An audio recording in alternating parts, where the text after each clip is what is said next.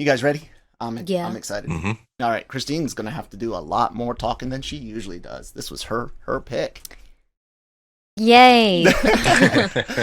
All right, guys, everything's recording. Here we go. Thank you guys for joining us on another Anime-Versal Reviews podcast. It's right there in front of me. Thank God, because I would have forgotten. I do so many of these. Anyways, guys, I am Kyle Malone. This is Christine, the other guy on the other video in the American Valley Midwest. I don't know what to call that area. It's like it's like gateway to the new South or some shit. Whatever. He's over there. That's Brian. What's up, bud? Hey. We are, like we said, the Anime-Versal Reviews podcast. We are from LRMonline.com and the Genreverse.com. LRM's got a wonderful YouTube channel, which you're hopefully watching us on. And if you're not, you're listening on an app. Follow, subscribe, all of that good stuff. Social media information down below.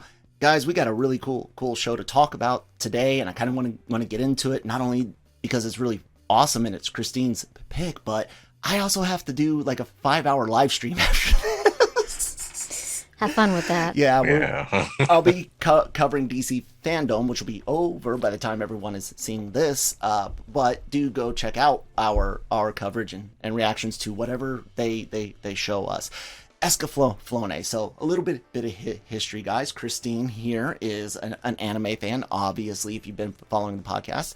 But if you haven't, or you haven't heard us talk about mecha, she doesn't give a fuck about it. That's why she wasn't on there with us for Dynazenon and barely on there for Gridman. Yeah. Bitch. No, I'm joking.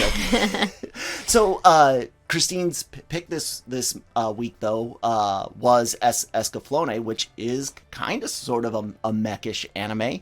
Christine, talk just a little bit about your first time seeing Escaflowne when I got it and showed it to you, which is the old Fox Kids dub version. Yeah. What was it like getting into that, and why'd you decide to pick it this time? The reason why I picked it was because of the story. To me, it's just very interesting, going to a different planet. I mean, we've dealt with that before, you and I, watching Tenchi, seeing a little off-planet type stuff. But to me, I really liked the story. I liked the machines, and I don't know, it's just one of those that really stuck out. I was pretty new to anime, so this was one of the first few that I watched, and yeah, it stuck. And it's been a while since we watched it, so it was just kind of weird watching it again, especially with the new voice actors. And I will say I thought that was an improvement. Yeah, I just no offense to the original. Yeah, dub, dubbing was different back then. Yeah, it fit better this time around, and it was a really great story, and I enjoyed it. Awesome. I kind of got into Escaflowne the same way everyone else did there, early 2000s, and it was cool because it was like, oh, it's knights and medieval shit with sort of mech. Yeah.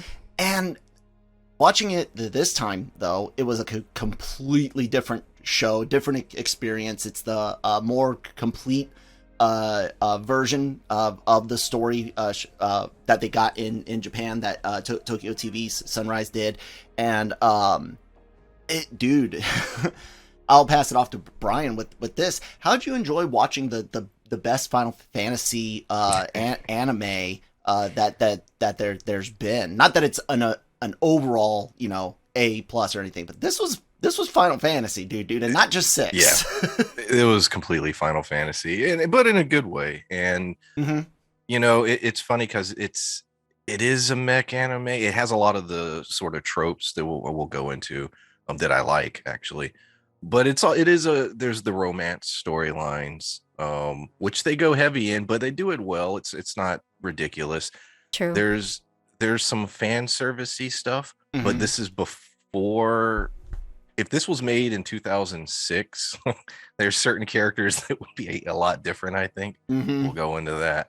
But it was done very well in this one. But in terms of the Final Fantasy stuff, I mean, there were moments we got crystals and mechs, magic, science, sorcerers, dragons, alternate worlds, essential Midgar. I mean, there were certain moments I'm like, some of these designs, but it all came. I mean, that was just the mid '90s. You know, to be fair, a lot of the aesthetics and style and just even the story itself.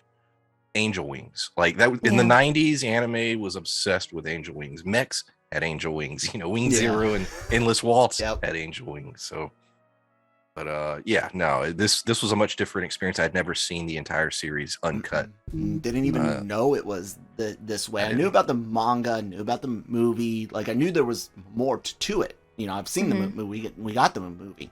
Yeah, I have the movie. But this was a completely different experience, and Christine, seeing this version of it, you just kind of touched on it before we start talking about the story in general. You said it was better, like okay. It just kind of like, especially like with the music changes, like halfway through it just got like really intense. Is how I had seen it, whereas like, you know, it started off, you know, with, you know, being dramatic, you know, having the drama and the action, but then all of a sudden it just kind of felt like it kept getting more and more intense with the story. So I thought that was interesting because the music really changed it. Because it's like I'm watching it, I'm like, I remember some of these scenes, but I didn't remember it feeling this big. The story feeling so huge and fast. You know, sometimes where it's like, okay, now what's going on here? So yeah.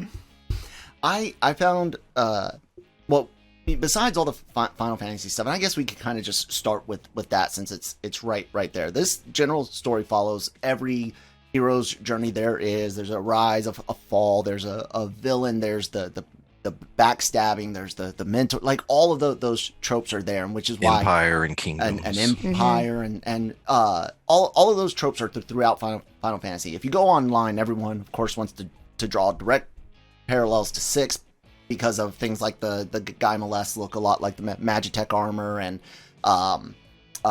the idea of science and magic and trying to use science to obtain magic and things like that. But you can also find elements of Final Fantasies 3, 4, and 5 in there as well, especially when like the mech goes black and goes berserk. That's a Dark Dragoon, the Dark Knight character from 5 or 4 if I can ever think of one. And it goes on even from there. You can see where elements of this exact same thing are in Ivalice with tactics and Final Fantasy 12, as well as other RPGs. But to me, that was kind of what made this admittedly overall par for course mediocre anime so much fun, because it was just like it's like watching a Final Fantasy game's cutscenes, like legit, and it made me kind of hopeful that maybe not live action like Sony wants to do, but maybe we should give a Final Fantasy anime another shot. Not just a like the 15 web anime, but like a legit original, even possibly set on Ivalice or an existing world, but its own story. I don't know. Well, what do you think, Christine? That's a good idea. I'd like to see that. I mean, I did like Advent Children. I never watched the very first Final Fantasy movie because everyone's like, don't watch it. Spirits Within. Yeah, so I was like, okay, I won't watch it. But I did like Advent Children, and I did like 15's movie. So it would be kind of cool to see that. What do you think, Brian? Yeah, I mean, the thing Escaflowne does so well is characters. And getting to know them, and they're not just, oh, he's a prince and there's layers and there's the interactions and the relationships. Focus on that stuff, and then all the cool world building battles and everything you build around it. And as long as you do that properly, it'll work. And sometimes I can't remember the last Final Fantasy, the 15 movie. I don't know. Kingsglaive. It's just insane. There's so much going on, and it's confusing, and it's pretty. Yeah. But it just needed to pause and take a step back, and that one, it's like you have to rewatch in order to put some of the pieces together. Well, not only that, you kind of have to play the damn game. Yeah, that too. Or at least read about it, and you kind of have to see Kingsglaive to really fully appreciate the game, which is a common complaint for the whole 15 experience. So yeah, let's go ahead and talk. Oh, did you have something else, Brian? No, that's fine. Oh, okay. Let's go ahead and dive into the story a bit, because this is an isekai at its core, human transported from one world to a fantastical world. Although Hitomi does not have to get hit by a bus or die in order to do this, which is cool. I feel bad for the wild buses out there, though. She gets sucked up to this alternate world. She can see visions. She does like tarot card readings and things like that. She's transported to Gaia, which has the Earth hanging in its sky like a moon. They call it the mystic moon. And there's of course an evil empire that's got an emperor that's power hungry. He ends up. You find out basically he's from Earth. The Atlanteans are real. They created Gaia basically out of fucking nothing, and he wants to control destiny like someone would control water. He wants to use it, and she learns about how her grandmother had traveled to that world, and how the Atlanteans that got to flee there to survive there. How all this really cool, magical, wonderful backstory that is just legitimately dropped behind this intense, not even a love triangle, because it's really like multiple couples and multiple outsiders around those couples, and then really Hitomi in the dead center of it all. But it does offer romance and chivalry. It does offer, of course, Brian said, some fan service and some things that you don't necessarily think would actually even get drawn today, or make it into a modern cut. Maybe not. If it was going to be on regular TV, probably not. But if it was going to be on Adult Swim, it'd probably be very much the same as it is today. But you get these really cool interactions as she's learning about Vaughn, the king of Vanellia, who she ultimately ends up, spoiler warnings, reveals her true feelings to. Alan, a knight that has kind of dealt with some trauma, who's also got a love interest who's betrothed to another. And then the people that are involved. Vaughn's got a brother that's working for the Empire that he thought was dead, who's going to go from being a bad guy to being a good guy, sort of. You've got Lord Dillendal, who is in reality an experiment gone wrong. It is Alan's sister, who he thought was missing or dead, and instead has been experimented on and is able to transform between this male persona and this female persona. Her original being as what was her name? Selena. Selena. Thank you. It's all about fighting destiny and dealing with the repercussions of your choices, and that the fact that you can't really change anything. You're gonna have to deal with the choice that you make. And because I was also gonna say, because you were like trying to go through the relationships, it gets really messy with Alan, because he had a thing for the oldest. I think she's the oldest. There's three sisters, three princesses. They had a baby together, and she went off to go get married.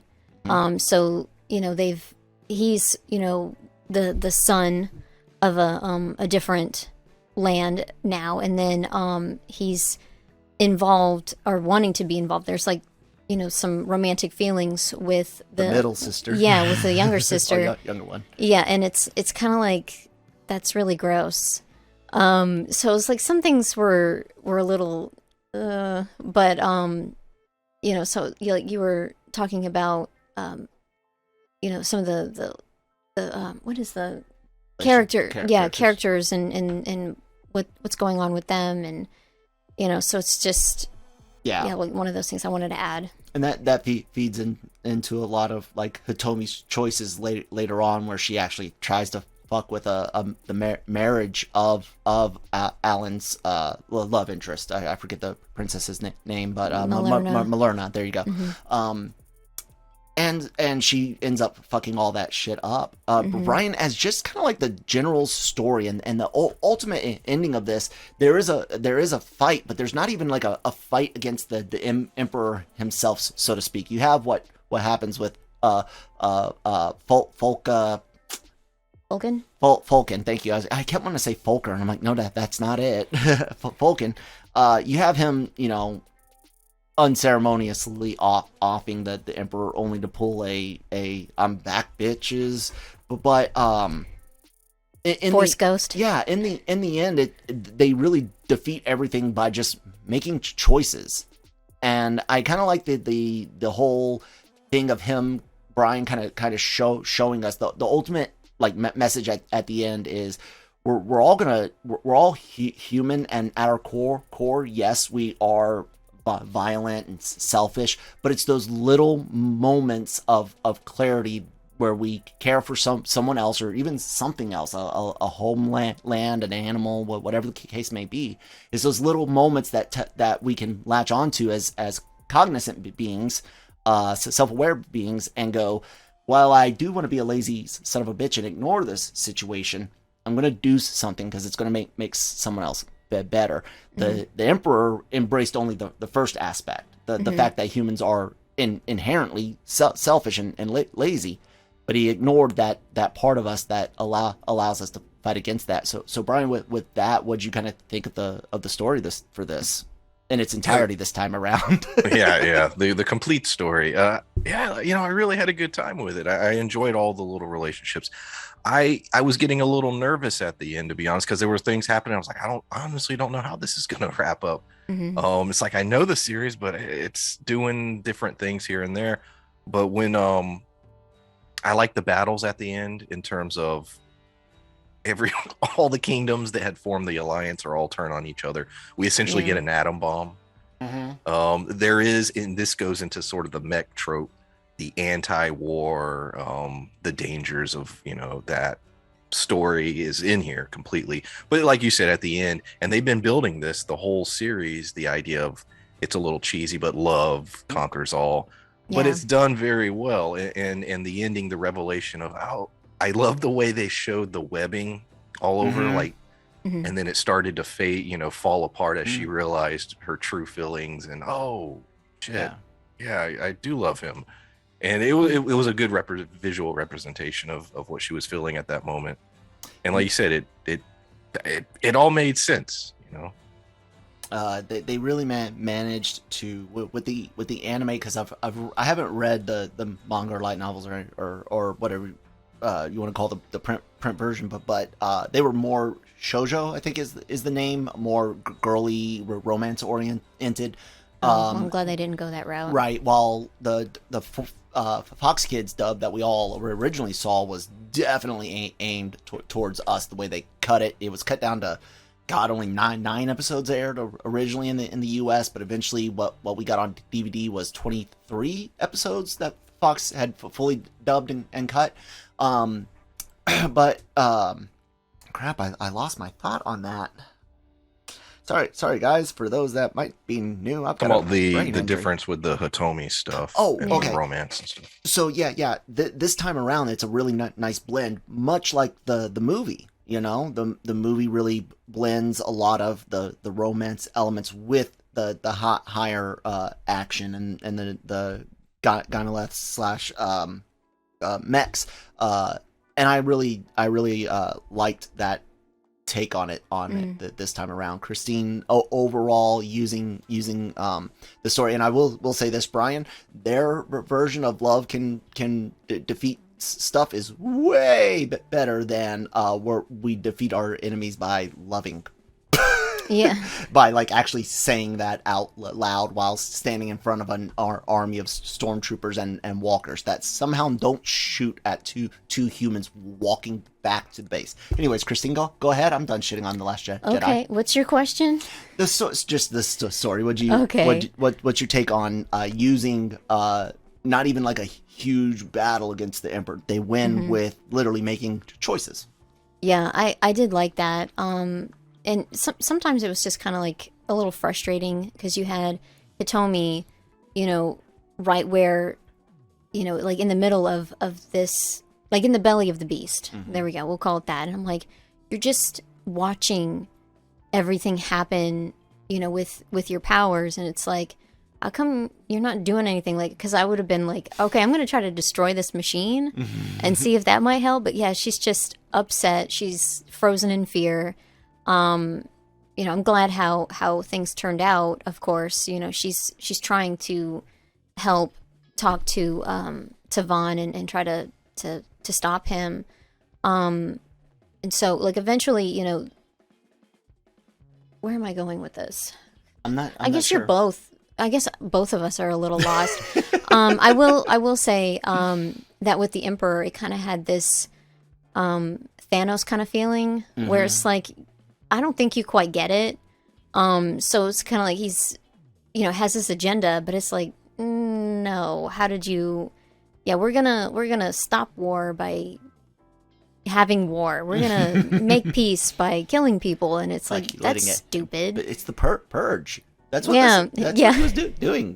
Brian, he was setting off the purge. I guess so, but it was just kind of like, he didn't quite understand humanity because yes, there's dark parts, but then there's also the good stuff too. I will say, well, I guess we can get to the ending, like the very ending, a little later. No, you can talk about okay. that now. I was not happy with it.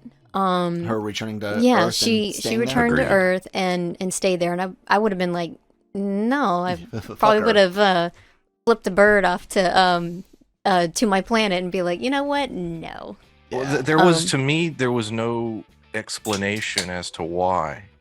You know what I mean? Like we have the moment where they're at the shrine or the grave or whatever of his brother, and okay, I'm done with Escaflowne. We're gonna rebuild peace, blah blah blah. And then she's like, well, all right, I'm out.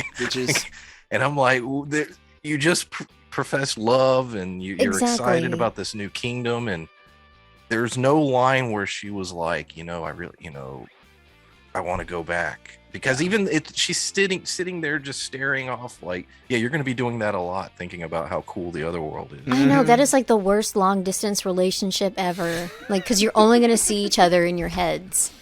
It's like, oh, I miss him. Okay, just, I'm thinking about you. You thinking about me, and it's like, this ain't gonna last. Like for me, like obviously I would have stayed. It's like, yeah, fuck her. I know you're supposed to leave the nest, and I know she's in high school and all that, but it's like you're on the cusp of adulthood. Just go ahead and take a giant leap in, and don't go home. So that's, to me, it was a little frustrating. But yeah, like all the different relationships, it was really funny when Alan went to Vaughn and said, hey, I proposed to Hitomi. And then, like, moments later, she goes back to Earth, and it's like, well, I guess it's a no. So it was kind of funny on that. I guess I'm kind of mean, but yeah, I was, like, looking at that, like, yeah, well, there's your answer. But, I already knew the story. I've already seen it, so I knew she'd be back. So it was just, like, some of the little things where it's like, I can't help but be like, yeah, I'm glad you chose Vaughn over Alan, and, it's kind of like, I'm glad that, like, he got his sister back. So it's like, some of the pieces do come together, and there's some happy endings, and, they're rebuilding, everywhere. So it's not too bad, but that was one thing where it's just kind of really got on my nerves. Yeah, I can see that, and I do have a question about looking at Hitomi through the eyes of your high school self versus your adult self when we get to the characters. On the one thing about the anti-war stuff, though, wrapping up the story, I found it interesting that they kind of combined the Germans and the Americans of World War II together. The people that dropped their version of the atomic bomb are wearing the classic pointed helmets that the Germans and the Prussians had in the distant past, and then they also are the first ones to say, "Hey, screw this alliance, let's attack our allies," which Nazi Germany in World War II most famously did against the Russians. I found that kind of interesting. Brian, you and I are always, and Christina as well, being an army brat, we're all very, very hyper sensitive, not in a like, oh, that hurt, but we catch these types of things very, very quickly, very often, not just in anime, but anywhere. Mm-hmm. What did you think about that, kind of using that message? Because war is often said to be bad through this. It's not, of course, as big of a deal as like Gundam Wing or some, or any Gundam really, but they do touch on it, and I actually kind of felt they did it in a nice way. And it ties into that whole, yeah, sure, we're selfish and violent at our core, but it's our ability to supersede that at key moments that makes us better. Yeah, because they even, it's funny because they even sort of touch a little bit on PTSD in a way. They don't really embrace it like Megalobox, the show we watched, which really focused on it. But this had moments.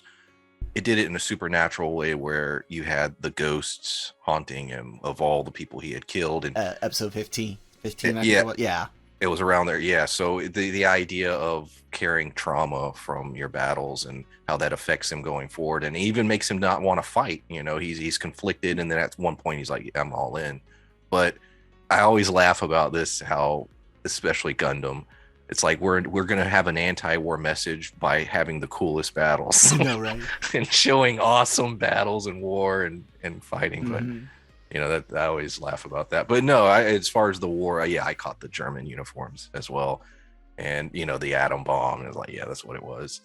We're now creating these massive weapons of destruction. And just the tragedy of the idea of doing it and where that leads them. So there's definitely an anti-war message woven into the story. Absolutely. Just like there's a message woven into this from our sponsors over at Grow Generation. That was beautiful. Good job. Thanks. Appreciate the setup, Brian, even though you didn't know you were doing that. I got a really cool thing with OBS, so Brian's going to keep his mouth shut while we keep our mouth shut, and the ad's going to roll, and then I'm going to come back and say, hey guys, we're back. So yeah, take it away. Grow Generation, where the pros go to grow. For all of your cultivation needs, Grow Generation has the right products, service and staff to make your grow successful. Go to www.growgeneration.com, where the pros go to grow. That, the magic is now all over, and we are back, guys. Thank you for sponsoring the episode. Check out growgeneration.com, where the pros do indeed go to grow, and not just the fun stuff, but the regular like herbs and spices or whatever. So yeah, check them out. Guys, characters. This is the heart of Escaflowne. When we get to art and music, we're just going to be able to talk about kind of how less techno music there is and more Latin, but no. When it comes to the characters, Christine, I really wanted to get your point of view, because Hitomi is a high school girl. You at one point were a high school girl, and I at one point used to date when I was in high school for legal and very specific clarification, date high school girls. That being said, there's a lot of things that I can definitely see and relate to, having friends, a sister, you, a wife, that I can hear stories. But how much of kind of dealing with those crushes, because this is exaggeration, of like romance. You don't fall in love that fast in general, but kind of just tell us about your take on Hitomi, this version of her, both from when you were in school and now. Yeah, sometimes it's like you don't really know, how the other guy feels. She didn't really say much, but she did physically show that she cared about Alan for the longest time. For me personally, I felt that he was a little too, I don't want to say, I guess chivalrous, because there is a point where it's just too much, where it's just like he's constantly like embracing her, and I would have been like, okay, I like you, but you need to like stop touching. So like, you know, there's just some things to where, you know, I guess for her, you know, that was fine, and you know, she's developing feelings and she's conflicted because, you know, like Malerna likes him too, and like even like Merle had called her out at one point, where it's like, you need to choose between the two of them, and she hasn't even quite like, Vaughn, really? You know, so it's like she's like blinking at her like, huh? But you know, so she does learn some things about him, and she sees in the cards, and she tried to manipulate with Malerna before she got married, where it's like they're supposed to be together, Malerna and Alan, but you know, she's still trying to, and that's a very high school thing to do, where it's like, yeah, I'm gonna sabotage you. I'm sorry. So it was just, yeah, she definitely does act like a high schooler. Very, you know, she very much fits in that. And the struggle of, because she also had, I don't even remember his name. She had a crush before she even got there, and then all of a sudden she's got a crush on Amano. Yeah, Amino. There you go. Amano. Yeah, thank you. So then That's she close. then she gets a crush on Alan, and you know, she feels bad about it, but that's teenage hormones, and you know, it's like it happens. So you know, she's having to deal with that. When she comes back to Earth, she sees that her friend likes Amino. So it's like, oh crap, I didn't even realize that, and she feels like a bad friend, because sometimes, you know, you do focus in on yourself, you know, again, another immature thing to do, or just, you know, like young and you haven't quite developed, you haven't quite learned, so it's not like a jab at anyone, it's just, you know, a growing experience. And so she's like, well, you know, I don't really like him anymore, I'm gonna back off. And so it does take a while. It's, you know, 3 guys that she's, you know, likes, and it's exactly, and it just, it with high school stuff, you know, things get complicated, and they show that, but not in a, you know, horrible way where it's like you're eye rolling, like, oh God, maybe a few times, you know, it's like, oh God, girl, come on. So is that the adult you coming out? That's the adult me coming out. Yeah, I probably would have done that a little bit, you know, with high school me, because, you know, I wasn't like heavily into the way she is, but you know, I got a little bit of it. So, you know, luckily, you know, she does figure things out. But yeah, and I like how like Vaughn handled it, where it's like he likes her, but he's not gonna sabotage. He's not gonna do anything. He's just steps back, you know. If she likes me, she likes me. If not, then that's fine. And then, you know, with again that proposal scene where it's like, take good care of her, you know, because that's what love is. It's not about yourself. You know, it's about the happiness of the other person, and you know, a little bit of yourself, because you don't want them to treat you like crap. Yeah. But yeah, so it's like, you know, he was not okay with it, but you know, was very mature. And good way to put it. Yeah, and I'm actually proud of her too, because I know me as a high schooler. I don't know why you're always dropping shit. Because I have a brain injury. There's a table. I literally go to physical and occupational therapy for my hand. Put it on the table. Just put it on your lap. Get your shit together, Kyle. Yeah.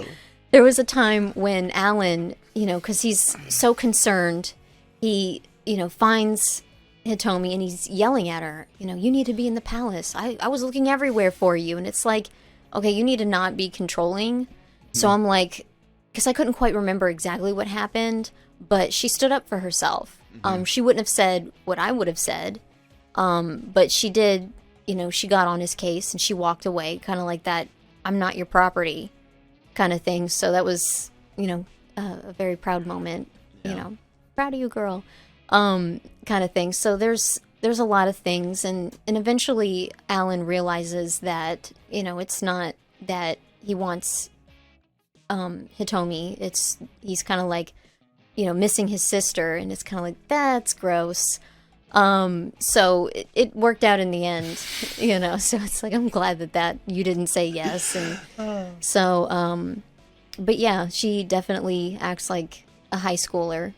And of course she learns and grows, makes a dumb choice in the end, but that's fine. That's her life, not mine. So yeah. And so Brian, would you care to mansplain to Christine why she's wrong? No, I'm joking.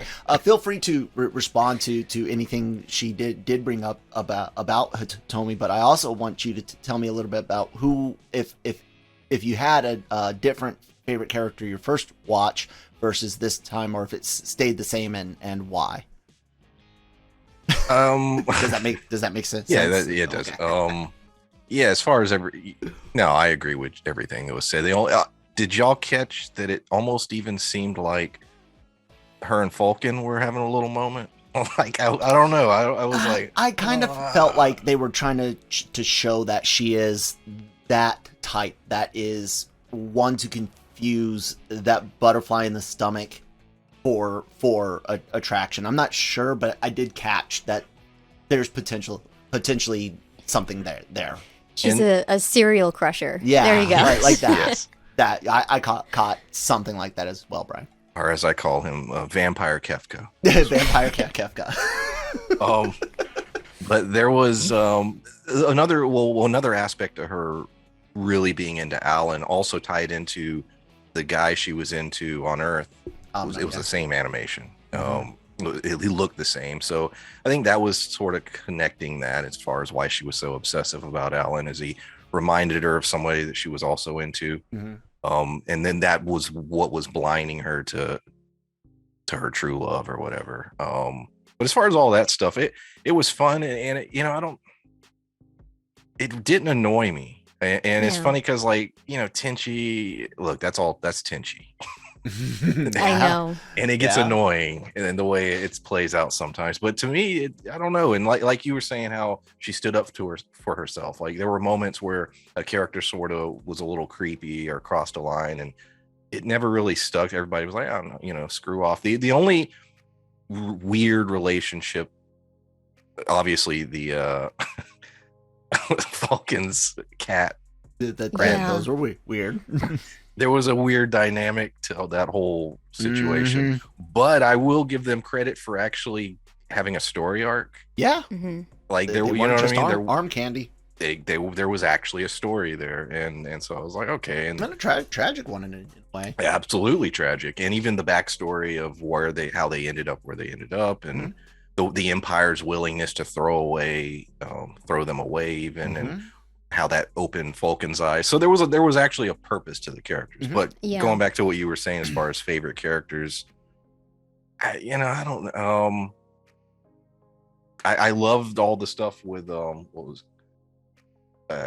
who turned out to be Alan's sister. Dylan Dow. I liked all the back and forth, and the fact that he was rocking a red mech, very Char, red Comet.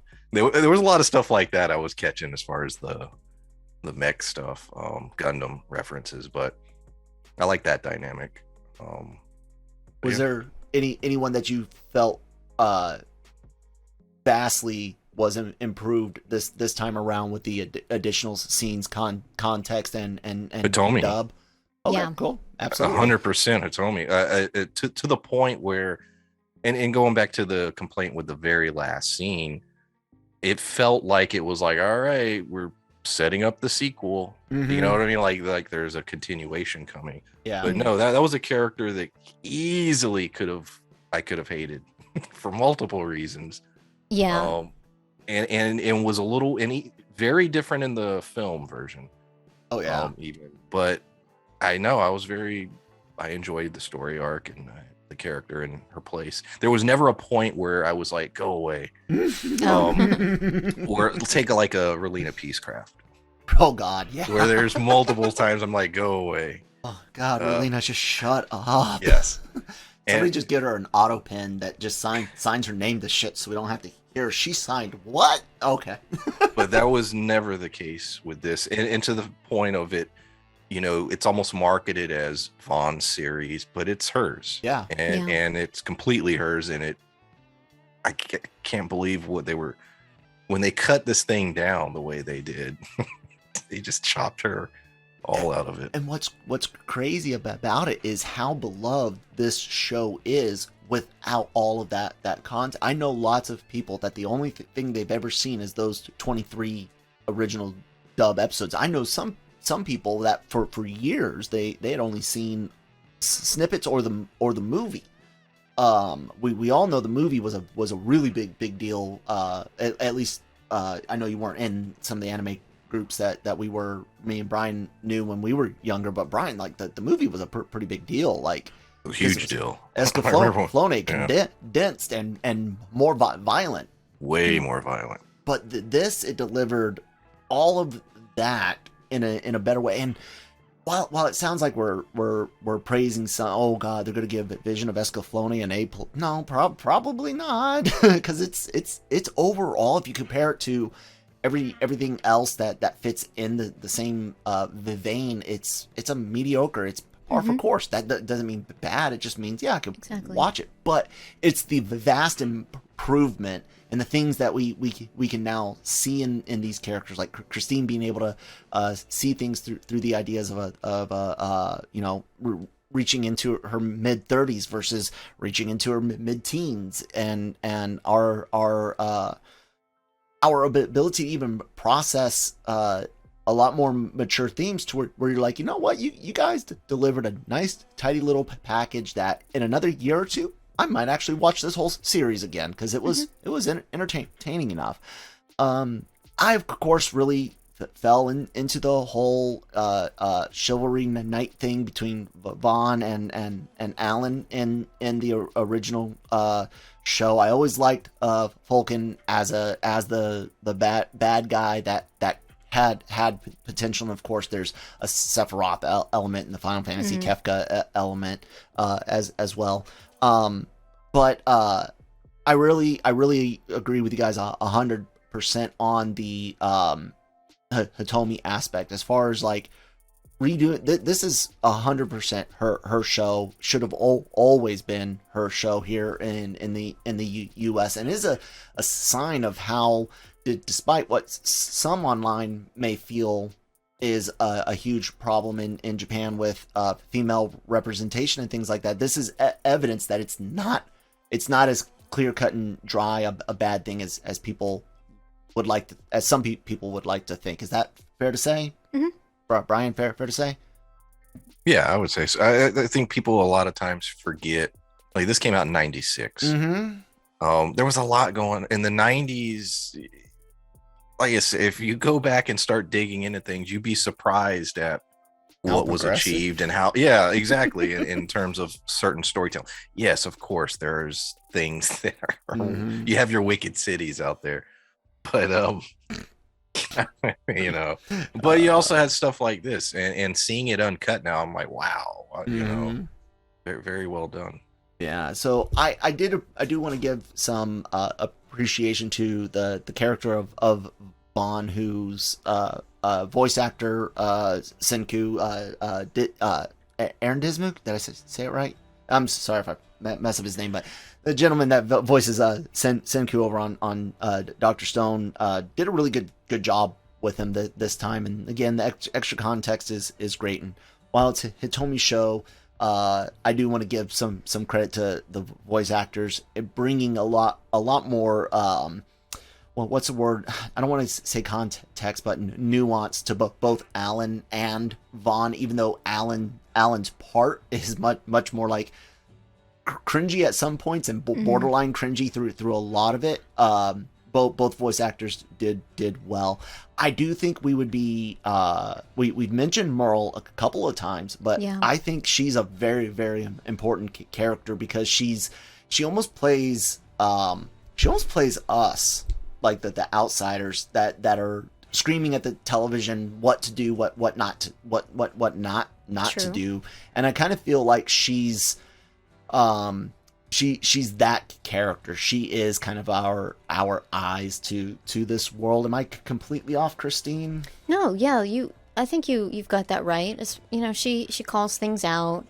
You know, like there was this time where Hitomi was crying about Alan, and Merle was there, and she's just getting mad at her, like, okay, fine, I'll be alone. And that's when Hitomi got kidnapped.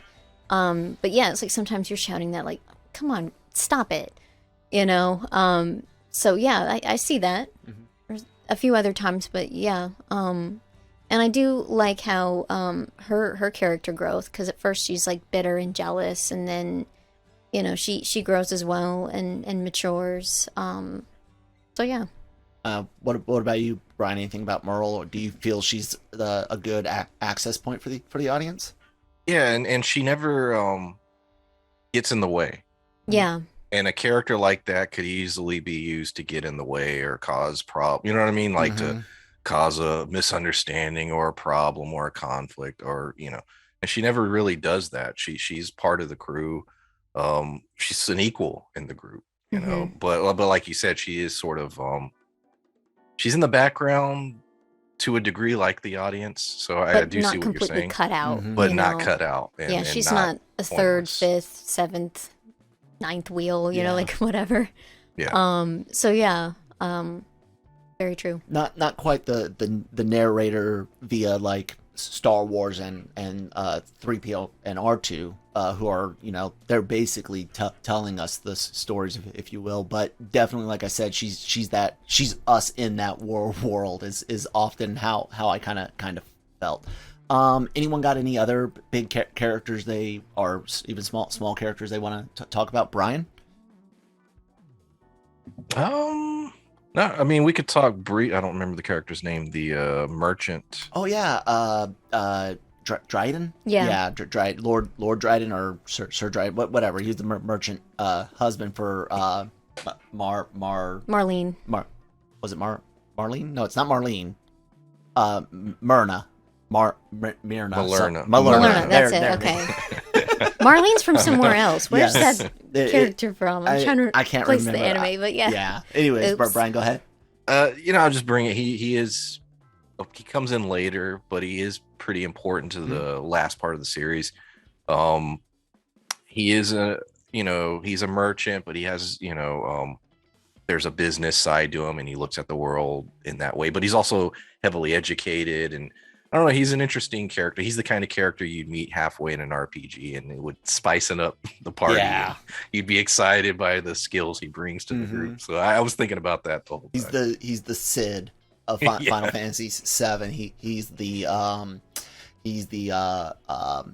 freaking almost kind of like the Oron character to a degree in 10. He's very much the not Bosch, what's his name? Balthazar, whatever from 12. I mean, he fits that mold, and it's not always the same character, because in some of those characters I named are, you know, have bigger roles, bigger hero leads, but he's definitely that type of character that takes the story for a brief moment and really just brings it leaps and bounds, usually towards Act 3. Even if they've been with the party for longer, when you get to their part of the story, that's where things often do jump ahead. Is that what you're kind of getting at, Brian? Yeah, and he could have, like, there's after the wedding, and everything goes horribly wrong, and Hitomi is like, oh, it's my fault, I did, you know, this and this. The character was always logical. He was just like, well, it was going to happen anyways. It doesn't matter. This was part of their plan. Whether it was this moment or not doesn't matter. He always approached things logically, and you know, and yeah, I like the character. It was funny when we first saw him. Kyle was like, "I think he's a character we can't trust," and I was like, "Well, hold on, let's find out." Because you know he's not. Like we were talking about, like him being a merchant, you know, it's business. So, you know, like having that mind frame, like you don't know quite where he might lie. Yeah, he may be like I don't want to say a dirty character, you know, kind of like where it's like you're not quite a good person, you're gray. But exactly. he is a good character. kind of like me, where I can definitely look at everything in a very very very neat, orderly, as black and white as possible, but I will get down as far as I possibly can to find the tiniest bit of gray that I can step into for the right reason. That kind of thing. It's like I'll make choices and tell you bluntly why. But you're not going to sell someone out. No, I'm not. He's not that kind of character. I might be like, dude, I would make so much more if I did this. I just want you to know that I'm giving up X, Y, Z for you. I am that type of person, but I'm going to go ahead and help you out. So yeah. So as far as technical side, like I said, there's not too much to rage about the artwork here. It's pretty good. People can talk about noses. I've seen worse in anime, but they do have weird noses. Yeah, it's a style though. Yeah, exactly. Yeah. There's a very very specific style that uses those elongated side profile noses while toning it down more from the three quarters or straight on. But even this one, they even go so far as the general usual just triangle to give some and shadow to where they're actually showing more defined lines from head on for the other nostrils, and that kind of makes me wonder if 'cause I can't place all the anime I've seen using the noses like that, Brian, but do you think maybe that's a kind of like throw to the European, like the Western white European aesthetic, if you will? Yeah, and especially if you look at the difference between this show and the film. This show is heavily more European than the film was. They sort of changed it up, but I think that might be a part of it. Maybe why they chose that particular people with that particular flair for the artwork, or we might just be talking out of our asses and applying things that we perceive to things that aren't there, which everyone often does. The music though, guys, overall it's just regular music. I won't lie, I didn't care for the original's soundtrack too much, but I will say the operatic choruses of Latin singing, I'm guessing, was most of the time when you hear shit like that, they're singing in Latin. But overall, I do think that it fit better. It's not a soundtrack that I'm going to put on my playlist, but I felt that it definitely fit this world and fit the set Final the Fantasy scene. theming. And Yeah. Anyone else got anything to say on art or music? That last theme song, that's the same from the 90s, early 2000s, right? Isn't it? The techno ending? I laughed almost every time it kicked in. Yeah. There would be this dramatic something crazy, and then like da, da, da, da, da, da, the music would kick in. Now the opening intro I loved. Yeah. And it got to a point where I'm like, you're playing it, smiling, and I was really into it.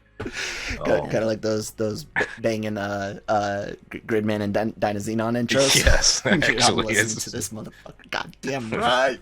Very similar. But as far as the animation, it's mid '90s animation. Yeah, I mean, it works. None of that CG crap. Am I right? Anime's gotten a lot better with using that than they did, say, 5+ years ago. Yeah. It was almost like anime went through like the George Lucas prequel era, where like, oh my god, we can do this. Look, it's like us telling Christine about not 90s kids versus people like Brian and I, born right there at the very beginning to the middle of the 80s, to where it's like, hold on, you guys aren't real 90s kids. You guys keep talking about like 98 and 99. No, I'm talking like 1994, where we first discovered wave files can go into PowerPoint. And every time we click the damn slide presentation, machine gun bullets and swoosh and you know what? There is no Easter Bunny and like all of those. Brian, correct me if I'm wrong. Yeah. I mean, like you said, it is funny you say that. When I hear 90s, I think 93. Like that's my heart that my mind goes to. But a lot of people I was talking to a guy recently. He was talking 90s. He was talking about 98, 99. He's like, yeah, when I was a kid. It's the 90s, dude. I mean, yes, technically, but that's not the heart of the 90s. You know, if you were talking 98 to like 97, 2002 is all a blur to me. Yeah, that's all definitely. one. Well, that was high school, Brian. No doubt. Exactly. You and I were both very well. Me and Matt were more similar, but you and I had some things in common in high school, and we'll just leave it at that. Okay, then. Christine knows as well. Just the rest of the audience doesn't need to. But yeah, high school never ends, right?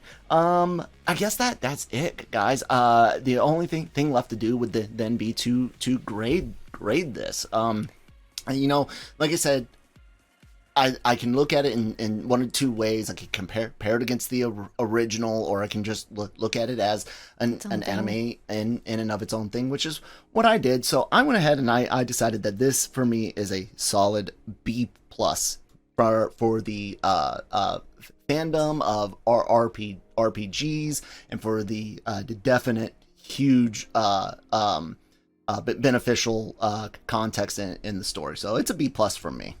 Christine? B-. Okay. I think, you know, there's some things where it was just, like, Dylan Dow got on my nerves, and whenever he came on, it was so annoying. Sometimes I would feel bad for him, other times it was like both, you're annoying me and I feel bad for you. So it was stuff like that, and then, of course, like, the chivalry. Why do I feel for your ass? Yeah, so I mean, you know, stuff like that, and then it did have great story, but then there was just sometimes things took me out, like whenever, like I said earlier, like when Alan would somehow have his hands on Hitomi, and I'm like, get your hands out of off. nowhere. Yeah, and it's like you're sending mixed signals to her, because it's like at the beginning it was just like him being kind of like that playboy type thing, and so, you know, it was stuff like that, and then of course, like near the end, it just kind of felt, you know, like the pace kept getting a little bit faster to where, you know, I had struggles, you know, following, because, you know, sometimes I do that. So yeah, I would say B-. Brian? You're gonna hate my Dylan Dow tattoo then. Oh god. You know, the white-haired villains. That's I'm telling you, man. Love them. B. I'm in the middle. Nice. Just solid B. Okay. Yep. I like that. Yeah, it was like you had said. I could see a couple years from now saying, let me revisit this series. I had a few issues here and there. There were certain plot elements that I was like, that could have been tightened up or explained a little more. But for the most part, all the things that typically would take me out of an anime like this, it didn't. And like I said, I'm a sucker for mechs fighting and these swinging giant swords. I was into it. One thing that I will say is I'm really glad that, you know, pretty much every single character, you know, got their time, got their, you know, character development and growth and all that. So it was fun to see that, you know, they didn't leave too many patches, you know. So yeah. I like that. Definitely. And cool airship designs too. I like the Levy Stones and all of that. And like I said, the Final Fantasy stuff is just through and through. And anyone that's a fan of that series, if you haven't checked out the Funimation dub of Escaflowne, or watch the original subtitle of course, do check it out. It is really good overall. I mean, like we said, it's in the middle, you know, in the B's, so there's better out there, but I would definitely suggest it for Final Fantasy fans specifically. It just made me think of 12, you know, where like Vaughn in Final Fantasy 12 is this annoying kid, and he's like, I want to be a sky pirate, and it's like, you know, they got it here, you know. So that just popped in my head. Yeah. With that, guys, thank you so much for listening this week. If you missed our announcement on the Midnight Run series, we kind of realized that it's not really a podcast, and we should stop trying to make it a podcast. It's really a puppet show for YouTube with snippets of review and podcast blended into it. So on the website, we wrote about what our plans are. It's going to be out. We're not setting hey, we're coming back on this date. We're working on the lighting and miking and looking into post effects and doing pyrotechnics. We're actually going to blow up a creature that we made. And we just want to make sure that we start doing it right. We're going to get a few episodes in the can so we could stay ahead of schedule. And yeah, so when that comes back, we will we'll let you guys know. And yeah, there's a lot of things to find on LRMonline.com and Genreverse.com. Both go to the same page for right now, but Genreverse.com will be getting its own landing page in the near future, featuring mostly all of the wonderful podcasts on the Genreverse Podcast Network from LRM Online. And those include the anime show, the Cantina, which covers Star Wars, the Daily Cup of Genre, which covers everything in entertainment, Monday through Friday, Breaking Geek Radio, and several more. And all of those pop up on the YouTube channel. Most of them have videos like this does now. And even those that don't, go ahead and subscribe there, because we have a shit ton of celebrity interviews that go up there. I mean, shit, we were on a round table with Jamie Lee Curtis. We've had Matt Damon one-on-one. We got a lot of things going on. And of course, I already mentioned the websites and all the social media stuff. So Brian, tell people about what you do on the interwebs besides talk about anime. You can find me on YouTube. The channel is PulpMythos, and doing shows like Only Murders in the Building and Big Sky. There you go. Christine, you got anything you want to say? Plug? No. Okay. Thank you guys for listening. We'll talk to you next time. Bye.